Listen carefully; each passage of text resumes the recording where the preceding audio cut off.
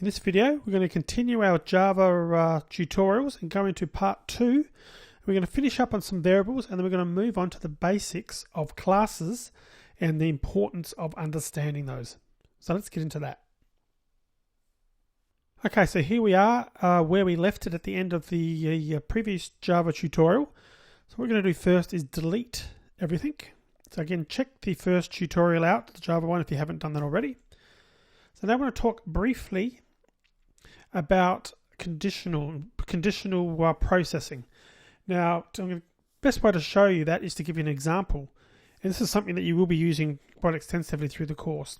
So let's start by putting in a value, an integer. Integer lives equals 3. Now, what if you wanted the computer to print a message to say that if the lives were 0, the player's lives, we're using a game analogy here, if the lives left were 0, to print out a message to say game over, otherwise to print out a message to say you aren't dead yet. So we need a condition to put in there. And one way to do that is to use the if code. So we can type if lives, the variable name, is less than 1. So in other words, it's 0 or less than 0. We can type system.out.println. We'll type game over. Game over. Now what we can do is if that's not true, in other words, the lives is greater than 0, so this hasn't worked, in other words, we can put else system.out.print you are still alive. Very simple example, but let's try that. We'll save that and we'll run it. And it says down the bottom here, you are still alive. But if we change our lives to 0 and save it, game over. So you can see that essentially there's a block of code. If lives is less than 0, then you do this bit of code. But if this failed, in other words, that is not true, that condition is false, so lives isn't less than 0, then the computer goes to the else and then shows that instead. So that's something we're going to be doing, that sort of conditional, sort of checking whether something is true or not, and then branching to one of two different places, or sometimes even more, is the core of a lot of computer languages, because you could probably think, if you think about it, if you weren't able to do that, it would make for applications that weren't very powerful. You need to be making these decisions all the time. Like again, in a game sense, if you're developing a game, if you didn't have a way to test whether the lives were, the player had used all his lives up, you really couldn't go to a game over. So we can also change this, because what's happening is effectively internally, the computer or Java is creating an internal variable to check that. So we can create that variable, and you can use a Boolean to do that. So we can type Boolean, we can call it is game over, and we can say equals lives less than 1. So what we're saying is, whatever this is, the result of this operation, put the value of that into is game over. Then here, instead of putting if lives less than 1, we can just replace that with the variable name, is game over. So if we save that and run that, so the way it's set up now, if is game over, we're checking for lives less than 0, that should still really work exactly the same as it did before. So we're going to run that. And if we change our lives back to 3, you can see firstly game over worked. Changing lives back to 3. Are you still alive? That was meant to say you are. You are still alive. Okay, so that's really another type. It's a Boolean type, which is a true false. So that's really what it gives, and we can print that out. We can print out a Boolean system.out.println is game over. You can run that. and you can see it's false. So it's true or false, or we can put the life's to 0 again. If we run that, down the bottom it's true. So that's an important concept of Boolean, and we'll be discussing that as we go through. And look, there are a lot of other types, but you don't really need to use those, and we probably won't be using them a lot. There's other types in Java. They're called primitive types, which is like the basic type of variable. And for example, there's a byte, there's a short, there's a long. All of these are primitive types that are built into Java. We'll talk about those in the course when and if we need to. But if you've got a handle on the fact that really all of these things are just types, if I have to introduce a new type in the apps course, the course as we go through, then we'll discuss it at that point. Okay, so that's the basics of variables. So we're going to delete that and move on now. Delete that. Okay. So the next concept we want to talk about is classes. Now we did create a class here, a public class, when we first started the tutorial. But what we're going to do is talk a little bit more about those. Because what classes are, usually are effectively they're nouns within an application. Like for example, a player or an enemy or a tree maybe, or even a bullet. Using game analogies, computer game analogies, these would all be or could be classes in a game that we've actually written. So what we're going to do now is we're going to go through the process of creating a class so that you can get a good handle on why you'd want to use a class, and then once you've hopefully agreed that they are useful, how to use them. So to create a class, we've already done one once, so we're going to do the same thing. Click on the package, right click on new, click on class, and we're going to type player. We're going to create a class called player, which is going to be some basic information about our player in the game. Now, unlike the demo class that we set up, we're going to take this tick off because we don't want to run this. We don't want to run this separately, and you'll see why soon. Most classes you create, and certainly all the classes you create for Android apps, will always have that off. Really, the public static void main was a once-only thing in the demo class that we set up for testing purposes so that we could output information on the console. So definitely make sure that's off. We're going to click on finish. And you can see what's happened here is that Eclipse has automatically created for us a class. It's put the package command in, and that's because we clicked on the package over here. So it's put that in for us, and it's put the right words in so that from Java's point of view, we now have a class called player. So the good thing with a class is it can be a container for lots of variables, and it can even have program code that relates just to a player. So we're going to go through and explore that a little bit further. So first things first, why don't we set up some variables that would be appropriate if this was a player class in a game. So to do that, you actually click on and make sure that you're in the class itself. So you're in the line under the first left brace. And what are some things that maybe a player would have? Well, they might have a handle name, sort of their alias or their handle. So I'm going to type string. Let's call it their handle name. And that will be the name that they use in the game. Let's have another one. What about lives? How many lives the player currently has. We could have another one. We could have the level, maybe what level they've reached so far in the game. And then lastly, what about score? They would be sort of 3 or 4 very common things that you'd see in a player that a game would have to record about a player. So this class, we're able to define it so that in the one place, all this information is stored within that class. So what we probably want to do, and one of the principles of object-oriented programming, and that's what classes are all about, is we want to encapsulate this information. So in other words, we want to give the responsibility to the player, to the player class, to do some updating.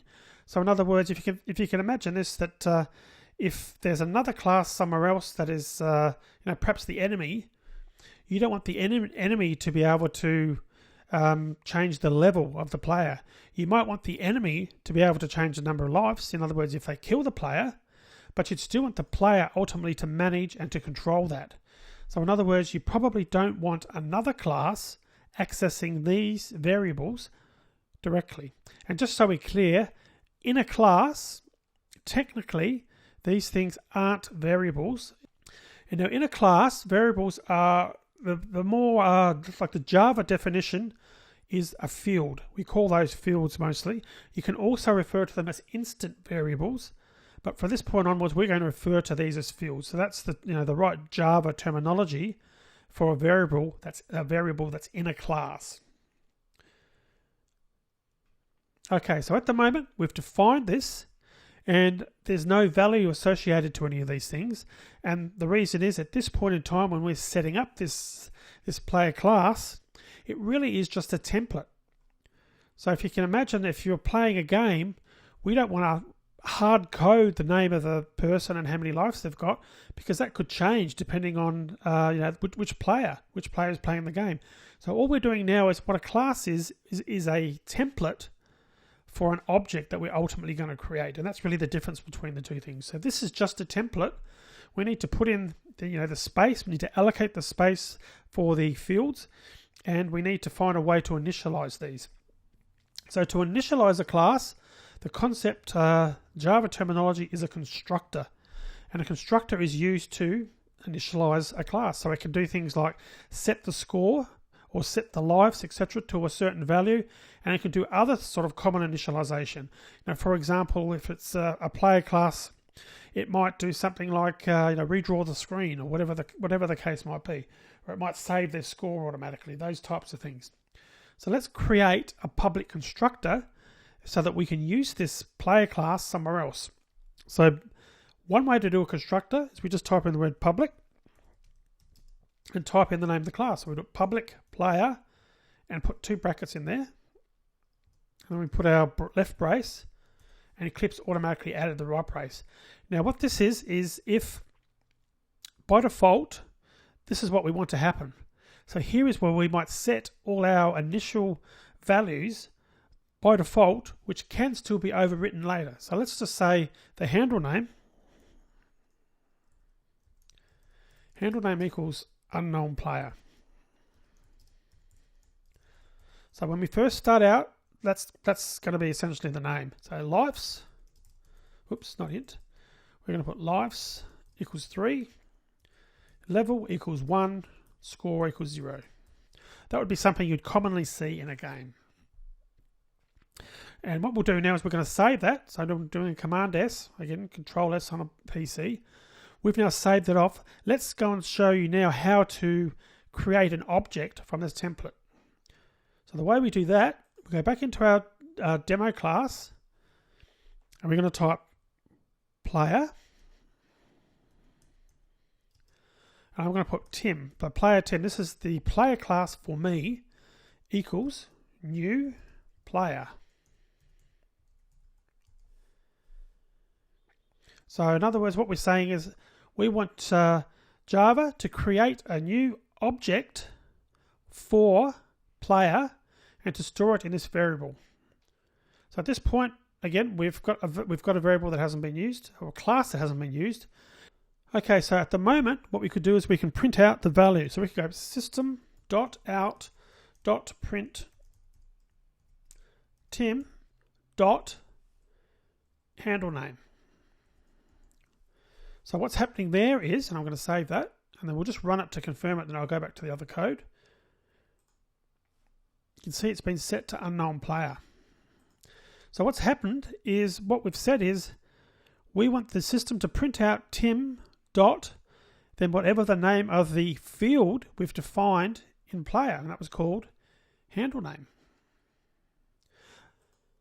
Likewise, we can do something like this. We can go Tim dot handle name equals Tim.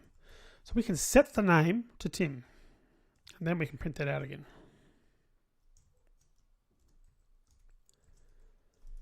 Save that. If I run it, first time it goes through, it prints the unknown name, and then you can see it's been we've set the value to Tim, and we've printed it out. But this wouldn't be good programming practice. We don't normally want to allow the program code that's external or outside of the player class to access the variables this way. There's normally a certain way we want them to handle, because if you think about it, let's just say that you wanted to validate that the handle name was more than 3 letters long. You might have had a requirement in your game that the handle name has to be 4 or more characters. Well, we've got no ability to do any checking there because we've actually just typed it in there and then, and it can't execute any of the code in the player Java file, to do that. So I'll just save that and I'll just open up the demo one again as well. Move those over. Okay, so what we should really do is set these to private and find another way to access them. I'm going to show you how to do that. So go back to player, and what you would normally do in a class is set these to private. Private. I'll just copy that and paste them all. And what this private command is doing is saying, only let this class or code that is executing in player update this. So we're going to save that. And now you saw straight away we've got an error. And the reason we've got an error is it's closed off access to that. So we now cannot access it that way. And what we'll do is we'll delete that. And I'll show you how we can now access that. So what we've done is we've transferred control back to the player class for doing the processing. Okay, so at the moment there's no way to access those variables unless we're in the player class. Okay, but what we can do is we can use something that's called a getter. So we can type public string get handle name, and we can type return handle name. So what we've done there is we've created some program code. We've created a method, which is really just a name for some code that's executed, but then it's going to return the handle name, which in other words is going to return the string of whatever is contained in the handle name. So if we go back to the demo.java and we type system.out.print Tim dot, you notice how those other variables aren't there anymore, but there is a get handle name now. So we're going to get handle name and save it. So we'll be able to run that, and that should come back and say unknown player, which it does. But where this gets interesting is, let's talk about updating. So we're going to do an update. We're going to add another getter called, a setter. So we've got public void set handle name string handle. Then we can put handle name equals handle. So what we're allowing to happen here is we're passing a parameter. So we're passing, and I'm going to show you how to do this from demo. We are passing the handle name we want to use into player and getting the player to set this. So in other words, this demo class hasn't got any direct way to access it, but we can indirectly access it by typing tim.set handle name Tim. And just to confirm it works, we'll print that out. Save it and run it. And again, we've got Tim. So we've called the program code that resides in player to set the value. Now where this gets interesting is we can put our validation in here.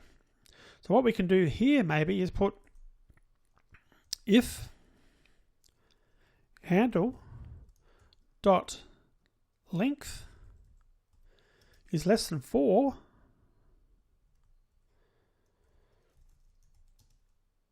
return.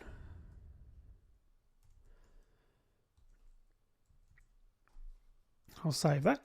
So what we're saying here is we're going to accept this handle, but if the length of what's been passed to us is less than 4, we're not going to update it. So I'll show you how that works. So if we run this again, you can see the first time it's executed, it was unknown, and we've tried to set the handle, and it's still unknown. So in other words, we've been able to validate it, and it would also mean that from the player perspective, if you're controlling this class, if you then decided to make it okay to be less than 3, you could change it here, and no code's changed from this point of view, but suddenly when we run it, it's now allowing Tim to go through. So this is really the beauty of encapsulating data or encapsulating your functionality within a class, because all your processing is done here and all the rules aren't sort of written out from this point of view. So that's really one of the major concepts of a class as such. So let's just expand on this constructor a little bit further. We've got this default constructor which we talked about where it was set to unknown. But what we can also do is there might be situations where we do want to, when we create the object for the first time, we might want to set the player to a certain name. So we might want to type public player, player string handle.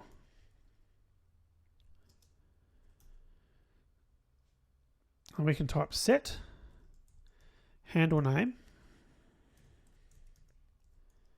handle, and then we can put the other ones. We can put lives equals 3, level equals 1, score equals 0. Okay, so what's happening is we'll go back and show you how to use that.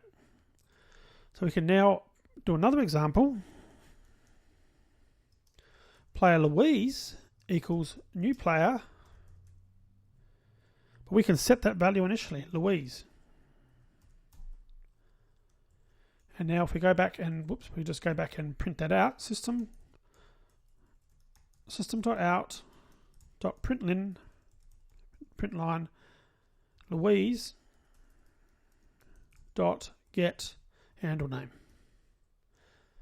So we've made this more concise. We've basically eliminated the need to put that set handle. So if we run this now, I'll just expand that out so we can see it a bit better. We can see that Louise has been set for the first time. So in other words, wrong one. This particular constructor never got called, and the reason it didn't get called is because this one was executed, because we passed the handle. We sent that handle through. Alright, so in terms of the other thing to note is with these getters and setters, one of the cool things that Eclipse does, because you can imagine if you had 20 of these, you had 20 fields that you wanted to set up for a player, it can probably get quite annoying typing them all. But what you can do is you can right click, source, generate getters and setters. And you can see that it's automatically figured out that we've used handle name, so it's not going to try and get us to redo it. We can just do select all, and it's going to automatically create them for these 3. So you can see what it's done. It's set those for us automatically. So we've now got the ability to go back in here now. We can type Louise.set level 5. Then we can go system.out.println Louise.get, and notice all these other methods are there now. Get level. And the reason that's coming up with an error is because I haven't saved it. So I just need to go back and save that. You can see the error has disappeared, and we can now run that. And there you go, 5. So in other words, it's set level 5 and it's successfully done it. So there you go. That's a bit of an quick overview on how to, or what classes are. So you've got a better understanding of how they are used, because they are, or how to create them, I should say, and what they are, because they are used extensively within this course. And Android has got a lot of functionality built in, and we're going to be exploring a lot of that as we go through. So let's move on to the next video.